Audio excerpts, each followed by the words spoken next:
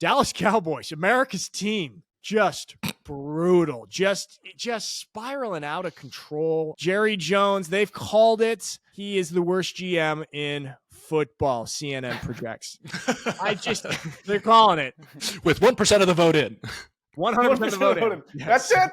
I feel like he cares more about kind of just having himself at the front and center of this organization. And he's doing this now to the detriment of his team. We talked about it a couple of weeks ago when he's going on these radio shows and bickering with local Dallas radio hosts and telling them he's going to fire them for them pressing him about what's going on with the Cowboys. Like, what is this guy doing, man? The meme that pops into my head is that it's like a Southern sort of pastor or whatever getting into his limo, and somebody asks him a question. He goes, "No, I do not. And don't you ever say I did." And that's Jerry in my mind. Like, that's what he's doing to the reporters each and every day.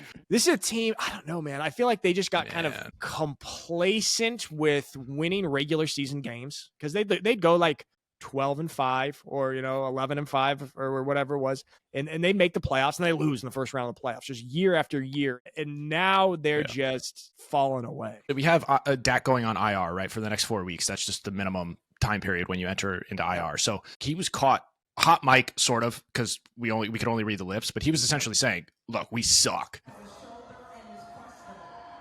When you have your quarterback saying that and getting caught saying that live on the sidelines, it's one thing for him to like send a DM or a personal message to a friend or something like that, and that gets leaked or something. But to have it in prime time on the sidelines getting caught, that's one of the worst looks, bro. It's almost on the same level as, I don't know if you guys saw the other week, but Anthony Richardson literally tapping out, asking for a break and taking himself out of the game on a crucial drive. This is not becoming of the highest paid quarterback in the NFL, especially of the most popular organization in the world, which is the Dallas Cowboys. So like the mix of what's going on there in the office with Jerry having his hands on everything as you're speaking to, and then Dak kind of performing like this as opposed to, hey, I'm putting the team on my back and I'm just going to push forward, and me, CeeDee Lamb, and all the rest of the crew, we're just going to get this done. Having him do this is just, it's got to be deflating for the delusional Dallas Cowboys fans. Yeah, dude, I would be so mad if I was a teammate and my quarterback is saying this and kind of just